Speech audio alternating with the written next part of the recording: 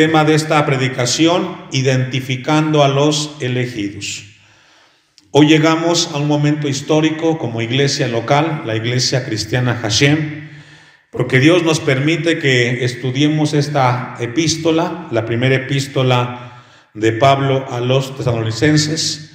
Y va a ser una bendición el que podamos nosotros estudiar la palabra de Dios y aprender de esta iglesia lo que Dios hizo y por qué está esta carta registrada en la Biblia y por qué es tan importante que la iglesia en este lugar la escudriñemos y revisemos.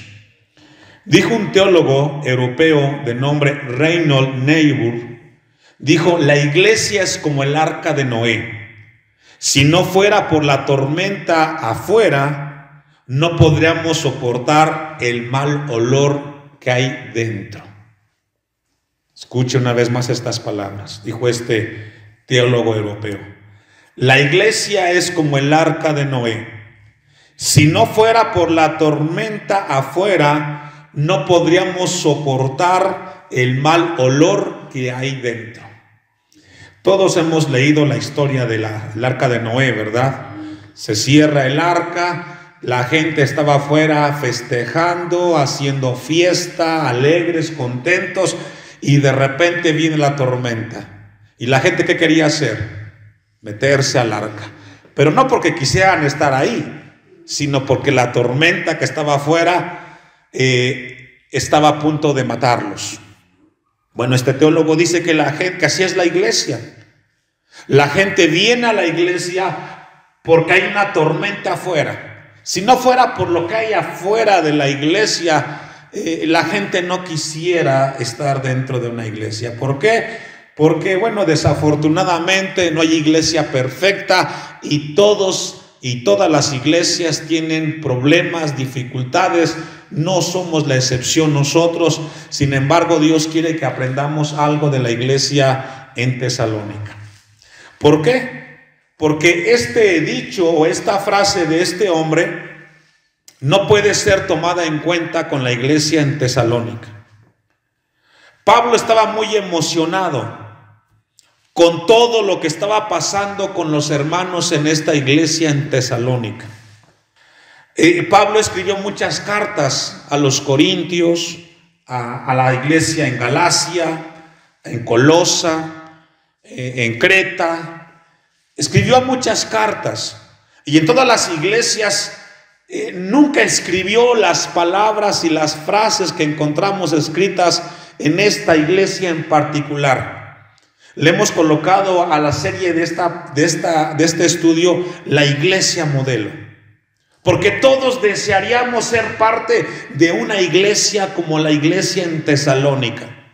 Mire, por ejemplo, vamos al capítulo 2, versículo 13. Había muchas cosas maravillosas que reflejaban una alegría en la vida del apóstol Pablo. Capítulo 2, versículo 13 de la carta que estamos estudiando. Por lo cual también nosotros sin cesar damos gracias a Dios de cuando recibisteis la palabra de Dios que oísteis de nosotros. La recibisteis no como palabra de hombres, sino según es verdad la palabra de Dios. ¿Cómo recibió esta iglesia la palabra de Dios, hermanos? Como la palabra de Dios. La palabra que se predicó ahí fue una palabra que se recibió porque la palabra venía de Dios. Hoy desafortunadamente en las iglesias se recibe la palabra como que fuera el mensaje del pastor. Y lo cuestionan y no están de acuerdo. Pero los hermanos en Tesalónica recibían el mensaje y decían: esta es palabra de Dios, es para nosotros. La recibían con una buena actitud, querían escucharla, había hambre, había sed de Dios. Así es cuando una iglesia recibe la palabra como palabra de Dios. No importa quién sea el mensajero, lo importante es que se predique la palabra de Dios, porque Dios va a hablarnos. Así es como estaba la iglesia en Tesalónica. Por eso había alegría en Pablo. sino según es verdad la palabra de Dios, la cual actúa en vosotros los creyentes. Fíjese que al final dice, actúa en vosotros. Es decir, no solamente la reciben como palabra de Dios, sino que permiten que la palabra cobre vida en ustedes, que la pongan por obra. 14, porque vosotros, hermanos, vinisteis a ser imitadores de las iglesias de Dios en Cristo Jesús que están en Judea. Ellos fueron, ¿qué? Imitadores. No solamente se quedaban con el mensaje en Tesalónica, sino que imitaban las cosas buenas de la iglesia en Judea. Y sabe que cuando yo estoy estudiando esta carta, hermanos, y estamos estudiando para compartirla con la iglesia Hashem, Dios me habla a mi vida que podamos nosotros imitar las cosas buenas de esta iglesia, recibir la palabra como palabra de Dios, que actúe en nuestros corazones. Dice al final del texto 14, pues habéis padecido de los de vuestra propia nación. Fíjese, es decir, también tuvieron sus pruebas estos hermanos de Tesalónica, las mismas cosas que ellas padecieron de los judíos. Se regocijaba Pablo por la recepción que tenía la palabra de Dios en los hermanos en Tesalónica. Se gozaban. Había un anhelo, los hermanos tenían un deseo de que se abriera la sinagoga porque sabía que Dios les hablaría. Versículo 17 del capítulo 2. Pero nosotros, hermanos, separados de vosotros por un poco de tiempo de vista, pero no de corazón, tanto más procuramos con mucho deseo ver, ¿qué, hermanos? Vuestro rostro. Era una iglesia, hermanos, que cuando se separaban por un tiempo, tenían que ir a trabajar, hacer sus quehaceres, ellos extrañaban a su hermano porque deseaban que hubiera otro culto para poderse ver con los hermanos y saludarse. Yo no sé si pase con ustedes que es el culto del domingo y diga usted, ya quisiera que fuera martes para ver al hermano, para ver a la hermana y saludarla. Es un deseo ver a los hermanos. Esa es una iglesia modelo, donde los hermanos extrañan tanto el compañerismo del hermano que desean que haya otro culto para poderse ver otra vez. Por eso era una alegría para Pablo esta iglesia. 18. Por lo cual quisiéramos ir a vosotros, yo Pablo, ciertamente una y otra vez, pero Satanás nos estorbó. Porque ¿cuál es nuestra esperanza o gozo o corona de que me gloríe? ¿No lo sois vosotros delante de nuestro Señor Jesucristo en su venida? Mire lo que le dice Pablo, el pastor, a la iglesia, a los hermanos. Vosotros sois, ¿qué, hermanos? Nuestra gloria. ¿Y qué? Pablo se sentía muy bien con esta iglesia. Era una bendición reunirse, porque podíamos ver la palabra de Dios trabajando en el corazón de los hermanos. Pablo llegó a sentir mucha alegría y mucho gozo, se identificó mucho con esta iglesia. Y los hermanos, Dios trabajaba con ellos de una manera muy importante. Capítulo 3, adelante, versículo 5. Estamos viendo cómo era el comportamiento y por qué Pablo escribe esta carta y por qué está tan contento cuando escribe esta carta. Por lo cual también yo, no pudiendo soportar más, envié para informarme de vuestra fe, no sea que os hubiese tentado el tentador y que nuestro trabajo resultase, ¿qué? En vano. Pablo trabajó en esa iglesia. A través de la misericordia de Dios, Pablo dejó la semilla sembrada. Pablo sabía que esa iglesia estaba creciendo y no quería que el enemigo, el tentador, estorbara la obra que Dios estaba haciendo con la iglesia. Y esto nos enseña algo, hermanos. El tentador, dice el versículo 5, el tentador siempre está tentando, hermanos. Dice el versículo 5, no sea que os hubiese tentado, ¿quién? El tentador. ¿Qué significa? Satanás constantemente está poniendo tentaciones en los hermanos en las iglesias. Y cada quien sabe cuál es su tentación. Todos tenemos tentaciones. Unos con el dinero, otros con el chisme, con la grosería. Hay tentaciones diversas. Y te las pone enfrente Satanás para que tú no busques de Dios. 6, Pero cuando Timoteo volvió de vosotros a nosotros y nos dio buenas noticias, ¿qué le dio, hermanos? Buenas noticias. Y qué hermoso es poder encontrar o escuchar de la iglesia buenas noticias. Todo está bien, pastor, no se preocupe. Usted no vino el día del culto, pero ¿sabe qué? Estamos todos confiando en Dios. Nadie se ha ido, todos nos congregamos, oramos juntos, cantamos al Señor en ósculo santo. Todo está bien, pastor, no se preocupe, Dios está con nosotros.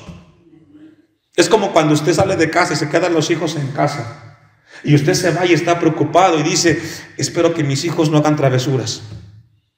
Está donde está haciendo otras cosas, pero usted espera que sus hijos no hayan roto algo, no hayan hecho cosas o travesuras, ¿verdad? Porque usted piensa, dije, pues ya los conoce. Pero cuando usted llega a la casa y ve que todo está arreglado, todo tendido, y que tu hijo te diga: papá, no te preocupes, todo está bien, bajo control, ¿usted cómo se sentiría? Contento. Y es lo que dice el texto, hermanos. Y nos dio buenas noticias de vuestra fe y amor, y que siempre nos recordáis con cariño, deseando vernos. Fíjese, las noticias que recibió de Timoteo es que los hermanos deseaban ver al apóstol Pablo. Había cariño, había afecto. Yo le pregunto a usted: ¿usted desea ver aquí al pastor? ¿Le tiene cariño al pastor? Porque mire, hermano, con el paso del tiempo nos acostumbramos tanto. Ya tenemos aquí más de 10 años viéndonos. Y usted se imagina, por ejemplo, cuántos años tiene con su esposa. Y yo, honestamente, ¿la ve igual que hace cuando se casó? No. Se acostumbra a verla todos los días ahí, y después de 20, 30 años la ve tan rutinaria que ve más sus defectos que sus virtudes. Pasa, ¿verdad? ¿Y sabe que como pastor así pasa con la iglesia? Tantos años viéndolo los martes, los domingos, que se puede perder de vista la bendición que representa que estemos usted de aquel lado y yo de este lado, caminando juntos la carrera, viviendo los días en la palabra de Dios. Pero esta iglesia, hermanos, tenía cariño por el pastor. Es lo que dice el texto. Y nos dio buenas noticias de vuestra fe y amor, y que siempre nos recordáis con cariño, deseando vernos como también nosotros a vosotros. Y por ello, hermanos, en medio de toda nuestra necesidad y aflicción, fuimos consolados de vosotros por medio de vuestra fe.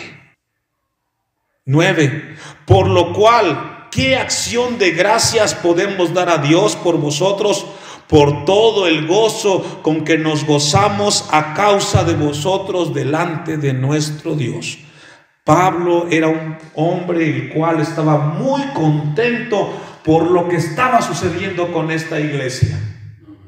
Y por alguna razón esta carta está en la Biblia, para que las iglesias del siglo XXI veamos como un modelo a seguir, un ejemplo de cómo debemos de vivir como iglesia. Ustedes, estas familias que están aquí, son la iglesia Hashem. Ustedes son la iglesia.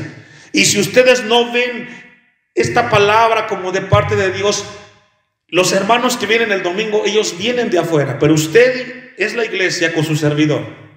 Somos la iglesia nosotros. Pocos o muchos, es la iglesia en este lugar que Dios nos tiene, y Dios quiere que modelemos este ejemplo de esta iglesia. Versículo 11. Bueno, el capítulo 4, adelante. Siguiente capítulo de la primera carta. Pero acerca del amor fraternal, no tenéis necesidad de que os escriba, porque vosotros mismos habéis aprendido de Dios. ¿Me ayuda a leer? Versículo 9 del capítulo 4 de la primera carta. ¿Está ahí conmigo? Pero acerca del amor fraternal no tenéis necesidad de que os escriba, porque vosotros mismos habéis aprendido de Dios. ¿Me ayuda a leer? Sí, mire, esto es hermoso. Ustedes mismos aprendieron, el Espíritu Santo les ministró y ustedes aprendieron. No tuvieron problemas para aprender el que nos amemos unos con nosotros. Y eso es lo que Dios quiere con la iglesia en este lugar, que aprendamos a amarnos, a orar los unos por los otros. Somos distintos, pensamos de diferente manera, manifestamos las cosas de manera distintas, pero sobre todas las diferencias que tenemos, que nos amemos los unos con los otros.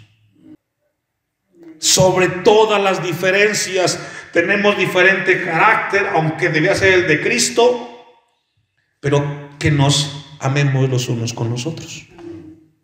Y también, 10, lo hacéis así con todos los hermanos que están por toda Macedonia. Es decir, no solamente se aman entre ustedes en la iglesia local, sino con todos los hermanos de la región. Y qué hermoso es que la iglesia Hashem fuera un testimonio aquí en todo el municipio, que cuando se frecuente con los hermanos de Belén, de Zaragoza, de Príncipe de Paz, digan: esos hermanos tienen amor. Esos hermanos sí podemos ver que se aman los unos con los otros, que ni nos vemos o quizás ni siquiera los visitamos, pero cuando nos encontramos nos saludan con el amor de Cristo. Porque estos hermanos aquí que estamos leyendo era lo que tenían, hermanos. No solo con la iglesia, sino con todos los de Macedonia, dice el texto. Pero os rogamos, hermanos, que abundéis en ello más y más. ¿Abundéis en qué? En amarse los unos con los otros. ¿Por qué cree que se repite esta palabra, hermanos? Porque Dios quiere que recordemos constantemente que tenemos que amarnos. Porque regularmente lo que viene a nuestra mente y corazón es: mejor de lejos. Al hermano el saludo y mejor de lejos. Y sabe que Dios está interesado con la iglesia Hashem a que constantemente estemos recordando y que seamos ministrados en que debemos de amarnos los unos con los otros. Capítulo 5, y ya vamos a ir cerrando la introducción. Seguimos leyendo la razón por la cual Pablo estaba muy contento con esta iglesia y por qué para él fue un gozo escribir una carta, bueno, 2 cartas mejor dicho. Capítulo 5, versículo 11. Por lo cual, animaos unos a otros y edificaos unos a otros, así como lo hacéis. Y es aquí encontramos, hermanos, cómo debiera ser cada hermano en la iglesia. Es importante lo que Dios en ese momento estaba hablando a los hermanos en Tesalónica. Y lo importante que era la palabra de Dios. Dice el versículo 11: por lo cual animaos unos a otros y edificaos unos a otros, así como lo hacéis. ¿Así como qué? Lo hacéis. ¿Qué significa? Que ellos lo estaban haciendo. ¿Qué estaban haciendo? Se estaban edificando. Es decir, cada encuentro que tenían, aprovechaban el momento para que las palabras que se hablaran fueran de edificación, de bendición. Hay un proverbios que dice que cuchillo con cuchillo se afila, no sé si se recuerda. No tengo en la mente la cita, pero lo que quiere decir el proverbio es de que para poderle sacar filo a un cuchillo tiene que ser ¿qué? Con otro cuchillo. Bueno, para poder trabajar el carácter de una persona tiene que ser con otra persona. No hay otra manera. Para que Dios trabaje en tu carácter y en mi carácter, tiene que ser con el contacto o con la interacción con otra persona. sino entonces cómo va a trabajar Dios en nuestro carácter, en la humildad, en el orgullo, en la soberbia, es a través de la interacción. Versículo 26. Saludad a todos los hermanos en ósculo. ¿Qué dice, hermanos? Santo. Esto que hemos leído, hermanos, debería de ser evidente en cada uno de nosotros como iglesia en este lugar. Lo que hemos leído, estas características. Lo que estamos viendo aquí es una carta de aliento, es una carta de felicitación. Pablo no está escribiendo como escribió a Corinto, exhortándolos, amonestándolos por el pecado que había ahí, ni tampoco como escribió a los Gálatas porque se estaban volviendo al mundo. Encontramos una carta distinta, una carta de elogio y de felicitación por lo que estaba sucediendo en esa iglesia, hermanos. Encontramos entonces que aquí Pablo elogió la gratitud y lo que Dios estaba haciendo en esa iglesia. Dicho lo anterior, vamos a ir al capítulo 1 y vamos a centrarnos en el versículo 4. Vamos probablemente a abordar algunas predicaciones en el primer capítulo porque es muy extenso, pero el versículo 4 hay una palabra muy importante que Dios quiere que revisemos con mucha atención. Dice el texto 4, porque conocemos, hermanos amados de Dios, vuestra, ¿qué, hermanos? Elección. ¿Qué conocía Pablo de los hermanos en esta iglesia? ¿Su qué? Su elección. ¿Cómo Pablo sabía que estos hermanos eran elegidos por Dios? Y fíjese que no habla de algunos, habla de todos. Porque conocemos. ¿Cómo sabía Pablo lo que había en su corazón? Si nadie puede ver lo que hay detrás de este cuerpo, solamente Dios. ¿Cómo usted puede tener o tomarse el atrevimiento de decir, yo conozco esos hermanos de esa iglesia que son verdaderamente elegidos, son cristianos? La palabra elegido lo encontramos en el Nuevo Testamento siempre haciendo referencia a seguidores de Jesús, a discípulos y a cristianos, haciendo referencia de que desde antes de la eternidad ya Dios había elegido a estos hermanos. Es como usted y su servidor. Dios nos eligió o nos vio en la eternidad que seríamos parte de esta iglesia. Pero la pregunta que surge aquí es ¿cómo Pablo sabía que estos hermanos eran verdaderos creyentes? Jesús nos habla en una de las parábolas, en la parábola de la cizaña y el trigo, nos habla acerca de que le preguntan a Jesús acerca de la cizaña y el trigo, y Jesús le dice, déjala crecer y hasta el final de finales la cortas y ahí veremos quién es trigo y quién es cizaña. Y encontramos entonces que Pablo le dice a los hermanos que ellos eran elegidos, no eran cizaña, eran trigo, eran ovejas y no cabras, eran hacedores y no solamente gente que decía ser cristianos.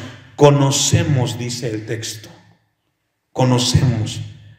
Esa palabra de tu elección, la palabra elección nos habla de que fueron elegidos, ya les decía, desde antes de la salvación. Mira lo que dice Deuteronomio capítulo 7, versículos 7 y 8. Deuteronomio capítulo 7, versículos 7 y 8. La palabra elegidos hace referencia a verdaderos cristianos, elegidos por Dios desde la eternidad, y se usa regularmente para referirse a cristianos verdaderos. Dice Deuteronomio 7:7, no por ser vosotros más que todos los pueblos os ha querido Jehová y os ha escogido. Aquí habla de la nación de Israel, cuando Dios los escogió para que fuera una nación ejemplar, que diera testimonio a todas las naciones de que el Dios creador era su Dios. Les dice, no por ser vosotros más que todos los pueblos os ha querido Jehová y os ha escogido, pues vosotros erais el más insignificante de todos los pueblos. sino por cuanto Jehová os amó y quiso ¿qué? Guardar. Es decir, usted y yo quizás éramos insignificantes personas para otras personas, pero Dios nos eligió a pesar de nuestros defectos y de nuestro mal testimonio y mal pasado. Dios nos eligió para ser un testimonio y ser luz en este lugar, porque Él nos guardó y nos eligió. No porque fuéramos mejores, no porque seamos mejores que los de afuera. Guardar el juramento que juró a vuestros padres, porque le hizo la promesa a Abraham, que en él sean en todos benditos. Os ha sacado Jehová con mano poderosa y os ha rescatado de servidumbre de la mano de Faraón, rey de Egipto. Y es la misma elección, la misma palabra que encontramos en la carta que Pablo le escribe a los tesalonicenses. Vamos a ver ahora este término en el Nuevo Testamento. Mateo 24, 24 y 31, vamos a ver cómo Jesús o cómo esta palabra hace referencia, la palabra escogidos, hace referencia o para referirse a cristianos o creyentes verdaderos. Porque recordemos que Pablo le dice en el texto 4, tanto que nosotros mismos nos gloriamos de vosotros en las iglesias, dice. Dice Mateo 24, ¿ya lo tiene? 24.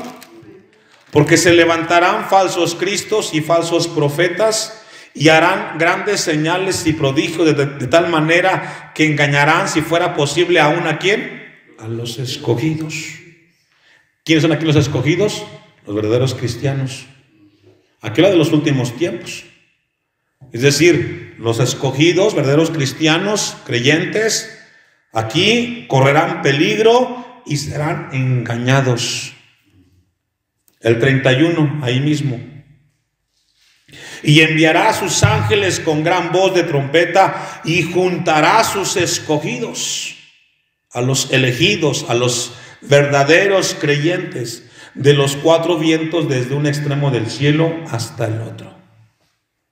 Entonces, cuando encontramos en la Biblia la palabra elegidos o escogidos, nos habla de cristianos que fueron elegidos por Dios. Usted y yo hemos sido elegidos de muchos aquí en Timilpan para ser parte de esta iglesia. Había muchos o hay muchos, pero usted y yo fuimos elegidos para ser parte del cuerpo de Cristo aquí donde estamos, con un propósito eterno. Y somos elegidos por su soberanía, no porque lo merezcamos. Mire cómo lo explica un poco más el Evangelio de Juan, capítulo 15, versículo 16, para entender un poco más qué significa ser elegidos por Dios. Usted me alcanza, Juan 15, 16. No me elegisteis vosotros a mí, sino que yo, ¿qué dice, hermanos? Os elegí a vosotros. Es decir, usted no decidió estar aquí realmente, sino que detrás de que usted esté aquí hay un Dios que orquestó que usted fuera alguien importante de esta iglesia Hashem. Usted puede decir, pero yo vine, pastor, pero fue Dios el que puso el querer como era ser. Yo soy el que decido venir al culto. No, eso es lo que tú crees. Dios en soberanía eligió de que tú fueras parte de esta iglesia. Y es Él el que pone el querer como el hacer para que estemos aquí. Sino que yo os elegí a vosotros, iglesia local, hermanos de la iglesia donde estamos, fuimos elegidos por Dios. Usted no es circunstancial y usted no estará aquí o está aquí porque usted piense que usted es parte de esta iglesia. Dios lo eligió para ser parte de esta congregación.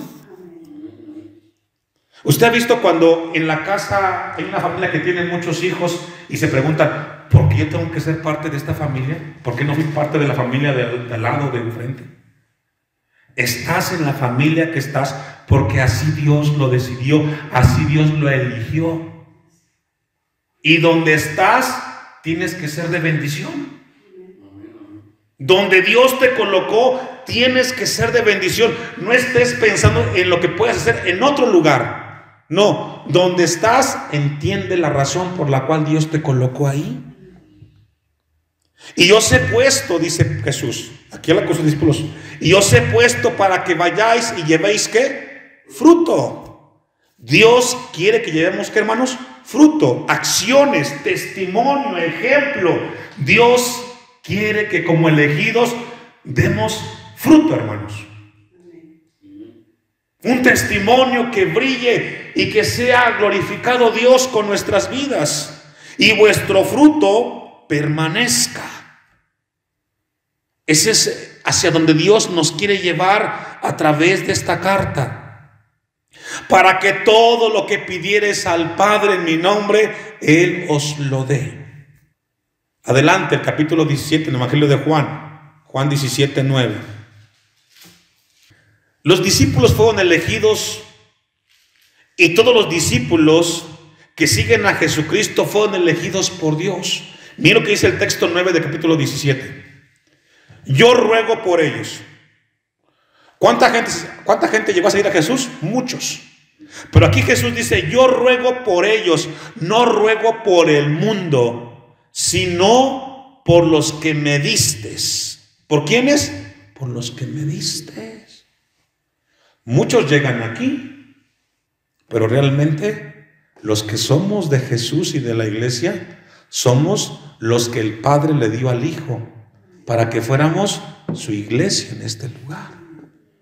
Mire que Jesús no pide por el mundo. No, yo no te pido por el mundo, yo te pido por los que me distes. Ellos son los elegidos. Ellos son los que Dios quiso tener aquí. Muchos han llegado y se han ido. Y solamente usted y yo estamos aquí porque somos la iglesia elegida por Cristo en este lugar. Y es por la que Dios está cuidando, guardando y velando. A veces, hermanos, como iglesia pensamos en los que faltan. Y sí hay que orar por ellos. Pero usted y yo somos la iglesia. Yo ruego por ellos. No ruego por el mundo, sino por los que me distes, porque tuyos, ¿qué? Son. ¿De quién somos? De Dios. No somos parte. Bueno, hay una organización, hay el nombre de una iglesia. Pero realmente usted y yo somos de Dios, hermanos. Nos debemos al Señor. Y tenemos que ver constantemente todo eso.